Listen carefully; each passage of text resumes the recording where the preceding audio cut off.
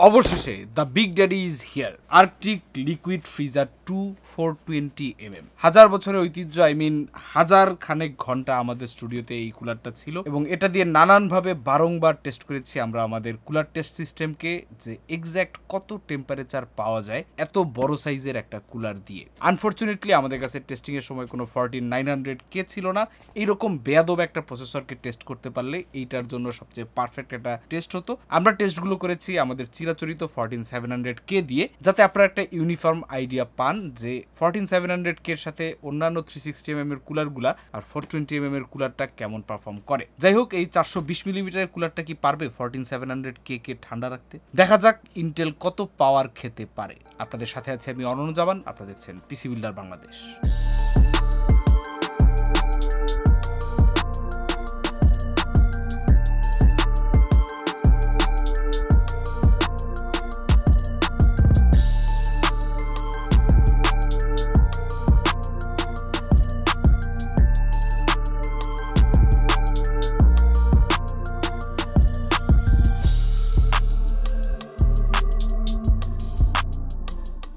আমাদের প্রত্যেকটা কুলার ভিডিওতে কম্পিটিটর অ্যানালাইসিস পার্টটা বেশ জমজমাট থাকে। নানান টাইপের কুলার থাকে, অসংখ্য ব্র্যান্ড, অসংখ্য ওয়ারেন্টির ভেরিয়েশনস, অসংখ্য টাইপের ভেরিয়েশনস এবং লড়াইটা থাকে হাড্ডাহাড্ডি। বাট 17,500 টাকায় আর্কটিকের এই 420mm কুলার কিন্তু ফাঁকা মাঠে গোল দিয়ে দিচ্ছে। বলতে গেলে তেমন কোনো কম্পিটিশনই নাই। হাতে গোনা যে দুই একটা কুলারের নাম আমরা বিভিন্ন জায়গায় দেখতে পাই সেগুলো অ্যাভেলেবেল থাকে না। তারপরে চলুন সেগুলোর নামধাম একটু জেনে নেওয়া যাক। Thermaltake TH420 ARGB all in one liquid cooler snow edition, দাম হচ্ছে 15,300 টাকা। Thermaltake TH420 V2 ultra ARGB, দাম হচ্ছে 17,800 টাকা। এই দুইটারই ওয়ারেন্টি 2 বছর করে। এর বাইরে কর্সাইরে রয়েছে IQ H170i এলিট ক্যাপেলিক্স 420mm, দাম 18,000 টাকা, 5 বছরের ওয়ারেন্টি। এর বাইরে কিছুদিন আগে অ্যাসুস প্রোয়ার্ড সিরিজের LC 420mm এর কুলার বাজারে এনেছে, যার দাম হচ্ছে কত? অ্যাসুস তো 40,000 টাকা মাত্র, সরি 40,500। যাই হোক, এই কুলারগুলো বাজারে থাকার কথা থাকলেও বর্তমানে এর কোনোটারই স্টক সেভাবে অ্যাভেলেবেল নাই। খুঁজতে গেলে দেখবেন নাই, শুধুমাত্র প্রোয়ার্টটাই আছে। তবে প্রোয়ার্টের দামে আপনি আড়াইটা আর্কটিক ফ্রিজার 420mm এর কুলার কিনতে পারবেন। চলেন এবার আনবক্সিং শুরু করি, দেখা যাক বক্সের ভেতরে কি কি রয়েছে। 420mm এর কুলারটি যখন আনবক্স করতে গেলাম তখন আমাদের মুখোমুখি হতে হলো তিনটি সমকোণী ত্রিভুজের। সুবিশাল মূল বক্সের 7টা লক খোলার পর ঠিক কোন দিকে কাত করে কুলার সমেত দ্বিতীয় বক্সটিকে সাবধানে বের করতে হবে সে ব্যাপারে আমাদের বেশ কিছুক্ষণ চিন্তা শক্তি ব্যয় করতে হয়। বিশেষ দ্রষ্টব্য, এই কুলারকে একবার আনবক্স করার পরে পুনরায় বক্স করার প্রসেসটা বেশ কমপ্লিকেটেড।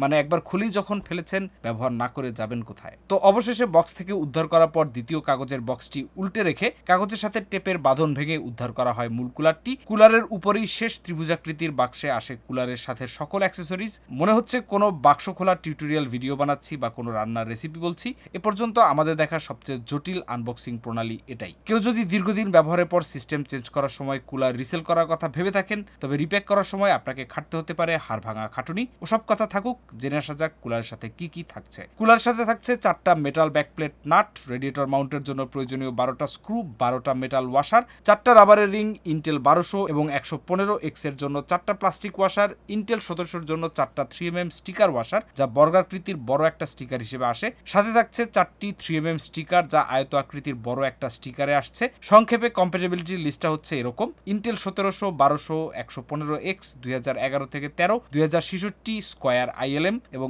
AMD-র ক্ষেত্রে AM5, AM4, AM3+। এবং এই কুলারটির সাথে রয়েছে ডিসকন্টিনিউড MX5 থার্মাল পেস্ট, যা আমরা ব্যবহার করব না এর কোয়ালিটি ইস্যুর কারণে। MX5 এর কোয়ালিটি ইস্যুর কারণে আর্কটিক কিন্তু পরবর্তীতে MX5 কে মার্কেট থেকে রিকল করে নেয়। আমাদের স্টুডিওতে বিপুল পরিমাণে থাকা MX4 দিয়ে বরাবরের মতো টেস্টিং করব, কারণ এটার কোয়ালিটি বাজেটে ওয়ান অফ দ্য বেস্ট। বলে রাখা ভালো, MX5 এর পরবর্তী ভার্সন মার্কেটে লঞ্চ করেছে আর্কটিক, তবে আমাদের কাছে কোয়ালিটি টু প্রাইস হিসেবে MX4ই এগিয়ে থাকছে। এরপরে চলুন কি স্পেসিফিকেশন এবং মাপঝোঁক নিয়ে একটু আলোচনা করা যাক। রেডিয়েটরটির দৈর্ঘ্য হচ্ছে 458mm বা 18 ইঞ্চি, প্রস্থে 138mm এবং পুরুত্ব হচ্ছে 38mm। ফ্যান সহ পুরুত্ব হয় 67.5mm। বিশাল রেডিয়েটর। এ পর্যন্ত আমাদের রিভিউ করা সর্ববৃহৎ পিসি কুলার এইটাই। বলা বাহুল্য, এই কুলারের জন্য বিশেষভাবে দেখে কেস নিতে হবে যাতে 420mm এর কুলার সাপোর্ট করে। অধিকাংশ বাজেট চিপ OEM বা নর্মাল কেসগুলোর মধ্যে এই কুলারটা আটবে না, তাদের জন্য অগ্রিম দুঃখ প্রকাশ করে রাখছি। আর্কটিকের অন্যান্য কুলারের মতো 420mm এর এই রেডিয়েটরের রেডিয়েটরের ম্যাটেরিয়াল অ্যালুমিনিয়ামের এবং গ্লসি ব্ল্যাক পেইন্ট করা আছে। এত বড় একটা কুলার হাতে নিলে প্রিমিয়াম ফিল তো হয়ই, সাথে শরীরে আলাদা একটা ভাবও চলে আসে কারো কারো। আরেকটু বড় হলে হয়তো রেডিয়েটরটা বাসাবাড়ির এসির সাথে কম্পেয়ার করা যেত। যাই হোক, বরাবরের মতোই রেডিয়েটরের উপরে আর্কটিকের ব্র্যান্ডিং করা রয়েছে। এই রেডিয়েটরের ফিন ডেন্সিটি আমরা হিসাব করে পেয়েছি অ্যারাউন্ড 15 ফিনস পার ইঞ্চ, যা আমাদের টেস্ট করা অন্যান্য কুলার থেকে কম। 38 mm থিকনেসের কারণে ফিনের সারফেস এরিয়া বেশি, তাই ধারণা করছি অন্যান্য আর্কটিকের কুলারগুলোর মতোই অপটিমাল কুলিং পারফরমেন্স যাতে রেডিয়েটরটা ডেলিভার করতে পারে এজন্য ফিনের ডেন্সিটি কমিয়ে দেওয়া হয়েছে, তবে ফিনের থিকনেস একটু বেশি। ফ্যান্সের দিকে যদি তাকাই, অন্যান্য ব্র্যান্ডের বাজেট কুলারের মতো আর্কটিক আমাদের দেয়নি তারে পেঁচানো দুঃস্বপ্ন। ফ্যানগুলো আনবক্সিং এর পর প্রি ইনস্টল অবস্থায় পাওয়া যায়। এর কেবলগুলো সুন্দরভাবে ডেইজি চেইন করা আছে তারের মাধ্যমে। আর ইন্টারেস্টিং বিষয় হলো কেবলগুলো সব টিউবের ভেতর দিয়ে রাউট করা, তাই আর্কটিকের অন্যান্য কুলারগুলোর মতো এই কুলার টেস্টেও আমাদের কেবল ম্যানেজমেন্ট নিয়ে কোনো প্যারাই খেতে হয়নি। কুলারটির ARGB ফ্যানগুলো সিম্পল এনাফ, যা আপনার মাদারবোর্ডের নিজস্ব RGB সফটওয়্যার দিয়ে সহজেই নিয়ন্ত্রণ করতে পারবেন। Arctic liquid freezer 2 420 mm কুলারটির ARGB ভার্সনের সাথে আসে রিং ব্লেড ডিজাইনে Arctic P14 PWM PST ARGB 140 mm fan, এবং কুলারটির নন RGB ভার্সনের সাথে আসছে Arctic P14 140 mm PWM fan. ARGB ফ্যানের ক্ষেত্রে ম্যাক্স RPM 1900 এবং নন RGB ফ্যানের ক্ষেত্রে ম্যাক্স RPM 1700 দাবি করা হয়েছে কোম্পানির পক্ষ হতে। আমাদের টেস্টে আমরা 1812 RPM ম্যাক্স পেয়েছি। অনলাইনে স্পেকশিট ঘাটলে দেখা যায় ফ্যানগুলো 27 mm থিক, নয়েজ লেভেল হচ্ছে 0.3 সোন বা 22.5 dBA, যা খুবই কম বলতে হচ্ছে। স্ট্যাটিক প্রেসার হলো 2.4 mm H2O এবং এয়ার ফ্লো 72.8 CFM। ফ্যানে বেয়ারিং বলা হয়েছে FDB বা ফ্লুইড ডাইনামিক বেয়ারিং। আর্কটিকের ওয়েবসাইটে গেলে জানা যায় ফ্যানগুলো জার্মানিতে ডেভেলপ করা অ্যালয় লিব্রিক্যান্ট কম্বিনেশন ব্যবহার করা হয়েছে, এজন্য নাকি বেয়ারিং এর ফ্রিকশন অনেক কমিয়ে এফিসিয়েন্সি বাড়িয়ে আনা সম্ভব হয়েছে ও ফ্যানের লাইফ স্প্যানও কাগজে কলমে বেড়ে গিয়েছে। আমাদের রিভিউ করা আর্কটিকের অন্যান্য কুলারগুলোর মতো এই কুলারটার টিউবগুলো হচ্ছে বেশ লম্বা, 450 মিলিমিটারের টু বি এক্সাক্ট। টিউবগুলো ব্ল্যাক এবং হোয়াইট ডোরাকাটা ডিজাইনের, কারো কারো কাছে ভালো লাগতে পারে, কারো কারো কাছে খারাপ। এবং এই কুলারটির মধ্যেই রয়েছে একমাত্র ফিটিংস ও টিউব পরিবর্তন করার সুবিধা। যদি দক্ষতা থাকে আপনি চাইলে আফটার মার্কেট টিউব ও ফিটিং যুক্ত করে নিতে পারবেন। যদিও সৌজন্য রক্ষার্থে আমরা সংবিধিবদ্ধ সতর্কীকরণ হিসেবে বলবো, do not try this at home if you don't think you can handle it properly. কুলারের সাথে আসা টিউবের ব্যাপারে স্পেকশিটে ডিটেল দেওয়া আছে যে এটার বাইরের পুরুত্ব 12.4 mm এবং ভেতরে 6 mm। ওয়েবসাইটে গিয়ে জানতে পারলাম ভেতরে লিকুইডটিতে 65 to 75% বিশুদ্ধ পানি, 16 to 26% প্রোপাইলিন গ্লাইকল এবং 1 to 6% প্রিজারভেটিভস দেওয়া রয়েছে। এবার চলে যাওয়া যাক সিপিইউ ব্লকে। আর্কটিক লিকুইড ফ্রিজার 2 420 mm কুলারটির সিপিইউ ব্লক হুবহু এই সিরিজের 240 mm 280 mm কিংবা 360 mm কুলারগুলোর মতোই। ব্লকটা দেখতে কখনো স্পেসশিপের মতো লাগে, আবার কখনো সুপার কার যেমন ব্যাটম্যানের ব্যাটমোবাইলের মতো লাগে। সিপিইউ ব্লকটির ডিমেনশন হলো 78/53/98 mm। সিপিইউ ব্লকে থাকা পাম্প 800 থেকে 2000 RPM, যা PWM কন্ট্রোলড। পাম্পের কপারের কোল্ড প্লেটটি এমডি প্রসেসরের মাল্টি ডাই লেআউটের জন্য হাইলি অপটিমাইজড, যা এমডি প্রসেসরের তাপ ইফেক্টিভলি অপসারণ করতে সাহায্য করবে। আর্কটিক কুলারগুলোর সিপিইউ ব্লকে আরেকটা ইন্টারেস্টিং পার্ট হচ্ছে এর সিপিইউ ব্লকের উপরের দিকে 40 মিলিমিটারের একটা ছোট ফ্যান দেয়া থাকে, তারা এটাকে বলে VRM ফ্যান। VRM ফ্যানটি PWM কন্ট্রোল, যার ম্যাক্স RPM বলা হয়েছে 3000 RPM। ফ্যানটি আপনার মাদারবোর্ডের VRM সেকশনে এয়ার ফ্লোর মাধ্যমে হিটকে সহজে ডিসিপেট করতে সাহায্য করবে। আমাদের গত আর্কটিক ফ্রিজার 2 360 ভিডিওতে আমরা দেখেছিলাম যে ফ্যানটা আসলেই কাজ করছে। VRM এর তাপমাত্রা 3 থেকে 4 ডিগ্রি সেলসিয়াস পর্যন্ত কমাতে সক্ষম হয়েছে। আমাদের ওপেন টেস্ট বেঞ্চ আমরা রুমের ফ্যান বন্ধ করে সম্পন্ন করি, কিন্তু কেসের ভেতর যখন কুলারটি ব্যবহার করা হবে তখন সহজেই কেসের ভেতরে থাকা এয়ার প্রেসারকে VRM ফ্যান আরো কাজে লাগাবে এবং এতে করে পারফরমেন্স আরেকটু বৃদ্ধি পেতে পারে বলে ধারণা করা যায়। তবে এই গরমে বিদ্যুৎ বিল যেভাবে বাড়ছে, তাতে কেউ যদি এই VRM ফ্যানটা বন্ধ রেখে বিদ্যুৎ বিল কিঞ্চিত বাঁচাতে চান, সেক্ষেত্রে তারা ফ্যানের কানেকশনটা জাস্ট খুলে দিলেই কাজ হয়ে যাবে। এবং কোনো কারণে যদি এই 40 মিলিমিটারের VRM ফ্যানটা নষ্ট হয়ে যায়, সেক্ষেত্রে আপনারা আর্কটিক থেকে ফ্রি এই ফ্যানের রিপ্লেসমেন্ট পাবেন। এরপরে ইনস্টলেশন। আর্কটিকের AIO আমাদের হাতে আসার পর আমরা তো কুলার ইনস্টলেশনের সময় তারের ঝামেলা হতে বেঁচে গিয়েছি, কিন্তু দেখা গেল নতুন কিছু চ্যালেঞ্জ এসে সামনে হাজির হয়েছে। বক্স থেকে কুলার বের করা ছিল প্রথম চ্যালেঞ্জ। দ্বিতীয় চ্যালেঞ্জ হলো কুলারটিকে সঠিকভাবে ইনস্টল করা। আর্কটিক কুলার ইনস্টলেশনে অ্যাকুরেসির দিকে মন দিয়ে ভালোই করেছে, তাদের অ্যাটেনশন টু ডিটেলস ইজ ইমপেকেবল, কিন্তু এই অ্যাকুরেসির জন্য কার্যপ্রণালী হয়েছে যথেষ্ট পরিশ্রম সাধ্য। এই প্রথম একটা কুলারের জন্য বলতে হচ্ছে এটা ইনস্টল করার সময় ঠান্ডা মাথায় ইউজার ম্যানুয়ালটা দেখে বুঝে ইনস্টল করবেন, যাতে কোনো ভুল না হয়, অথবা কোনো এক্সপার্টের সাহায্য নেবেন। আমাদের কুলার আনবক্সিং এবং ইনস্টলেশন কোর্সটিতেও ভর্তি হয়ে যেতে পারেন যদি আপনারা চান। এই মুহূর্তে এমনিতেও পিসিবির ফান্ডে খুব টানাটানি চলতেছে, আমরা ভাবতেছি কুলার ইনস্টলেশন একটা কোর্স লঞ্চ করে যদি কিছুটা প্রোডাকশন কস্ট কমিয়ে আনা যায়। মোটামুটি গ্যারান্টি দিয়ে বলতে পারি আপনি যদি আর্কটিকের কুলার ইনস্টল ঠিকঠাকভাবে করতে পারেন, তাইলে আপনি বাংলাদেশের যে কোনো কম্পিউটার কোম্পানি বা শপে পিসি ইনস্টলেশন বা পিসি বিল্ডার হিসেবে চাকরি পেয়ে যাবেন, এতে কোনো সন্দেহ নাই। সেক্ষেত্রে আপনি ড্রপ আউট হন আর না হন, চাকরি কনফার্ম। তবে সেক্ষেত্রে ম্যাক পাবেন কিনা কিনা এটা অবশ্য বলা যাচ্ছে না। যাই হোক, মাদারবোর্ডের সাথে এই কুলারে একটা মনোমালিন্য রয়েছে, সেটা এখনো বলা হয়নি। কিউআর কোড থেকে আর্টিকের ওয়েবসাইটে চলে গেলে দেখতে পারবেন একটা বিশাল লিস্টে যেসব মাদারবোর্ডের নাম দেওয়া আছে সেগুলো এই কুলারের সাথে ঠিকভাবে ফিট হয় না। প্যাকেটে দেওয়া রিভিশন নাম্বার দেখে গুপ্ত ওয়েবসাইটটির নিচের দিকে চলে গেলে পাওয়া যাবে বিভিন্ন রিভিশন ভার্সনের জন্য দেয়া ইউজার ম্যানুয়ালের লিঙ্কে ক্লিক করে আপনার সকেট অনুযায়ী আরেকটা লিঙ্কে ঢুকলে ইনস্টলেশনের বিস্তারিত পেয়ে যাবেন সহকারে। আর্কটিক ফিজার 2 এর ভিন্ন ভিন্ন রিভিশনের জন্য যে আলাদা আলাদা ইউজার ম্যানুয়ালগুলো রয়েছে এর সবগুলো যদি আপনি পড়ে ফেলতে পারেন এবং আত্মস্থ করতে পারেন, আমি মোটামুটি নিশ্চিত করে বলতে পারি যে কোনো ইউনিভার্সিটির যে কোনো সিএসসি কোর্সে আপনার সিজিটিএ 4 পয়েন্ট থাকবেই। প্রসেসর বাদে ইনস্টলেশনের প্রসেস, সকেট সেটআপ এবং মাদারবোর্ড যেহেতু একই, তাই আমাদের পূর্বের আর্কটিক লিকুইড ফিজার 2 360 এর ভিডিও থেকে তা প্লেব্যাক করছি। ইনস্টলেশন শেষ, মোটামুটি আইডিয়া পাওয়া হয়ে গেছে কুলারটা কেমন।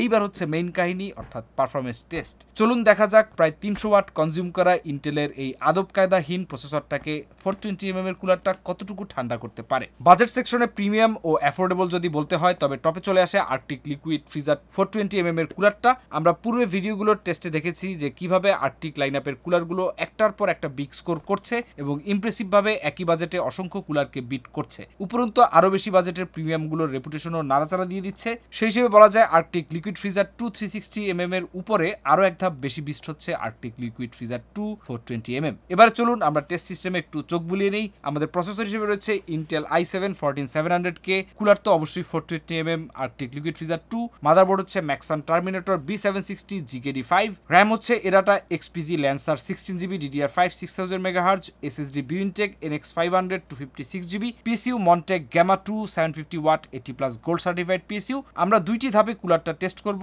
একবার ডিফল্ট সাইলেন্ট সেটিং এ এবং একবার ফ্যান স্পিড ফুল করে। টেস্ট করার জন্য সিনেবেঞ্চ R23 এবং রেজাল্ট দেখানোর জন্য হার্ডওয়্যার ইনফো 64 ব্যবহার করব। এদিকে বৃষ্টিতে আবহাওয়া একবার ঠান্ডা হয়, আবার পরদিনই রোদ উঠে আবহাওয়াকে গরম করে দেয়। কক্ষ তাপমাত্রা তাই 30-এর নিচে আর নামার সুযোগ পায় না। এর মধ্যেই আমরা আমাদের পরীক্ষা কার্যক্রম সম্পন্ন করছি। উল্লেখ্য, কুলারটি অন করার সাথে সাথে ফ্লুইডের মুভমেন্টের শব্দ শুনতে পাওয়া যায়, সেটা শুনে ভয় পাওয়ার কোনো কারণ নাই। পাম্প অন করলে ভেতরে ফ্লুইড সার্কুলেট করে, তাই প্রথমে কয়েক সেকেন্ড হালকা একটা নয়েজ হলেই হতে পারে, একটু পরেই সেটা নিশ্চুপ হয়ে যায়। তো প্রথম ধাপে সব সেটিং ডিফল্টে রেখে দেখা যাক ডিফল্ট সেটিং এ কি রেজাল্ট আসে। আমরা কুলারের অভ্যন্তরে লিকুইডটিকে হিট আপ করার জন্য কয়েকবার সিনেবেঞ্চ মাল্টিকোর বেঞ্চমার্ক রান করলাম। কুলারকে লোড দিয়ে রানিং করার পর ডিফল্ট সেটিং এ মেইন টেস্ট শুরু করার পর সিনেবেঞ্চ সিঙ্গেল করে স্কোর হয় 2161 পয়েন্টস। এ সময় 61 ডিগ্রি সেলসিয়াস ম্যাক্স টেম্প এবং 55 ডিগ্রি এভারেজ টেম্প ছিল। কোর ক্লক ছিল 5586 মেগাহার্জ ম্যাক্স। পিকোর জিরোতে আমরা 5486 ম্যাক্স পেয়েছি, এভারেজে 4430। এই সময় সিপিইউ 90 ওয়াটস কনজিউম করছিল ম্যাক্স এবং এভারেজে 38 ওয়াটস কনজিউম করছিল। সিনেবেঞ্চে মাল্টিকোর টেস্টের পরে স্কোর আসে 31327 পয়েন্টস। এ সময় 86 ডিগ্রি ম্যাক্স এবং 71 ডিগ্রি সেলসিয়াস এভারেজ টেম্প আমরা পাই। মাল্টিকোর টেস্টে কোর ক্লক ম্যাক্স মেগাহার্জ একই থাকে, পিকোর জিরোতে 5486 এবং এভারেজে পূর্বের সিঙ্গেল কোর টেস্টের তুলনায় কমে 4285 মেগাহার্জ হয়। শুধু পিকোর 4 এবং 5 এ আমরা ম্যাক্স 5586 মেগাহার্জ পর্যন্ত পুশ করতে পারি। সিপিইউ এ সময় ম্যাক্স 229 ওয়াট এবং এভারেজ 172 ওয়াট পর্যন্ত পুল করছিল। রেডিয়েটর বডিতে হাত দিয়ে হালকা উষ্ণতা বোঝা যাচ্ছিল।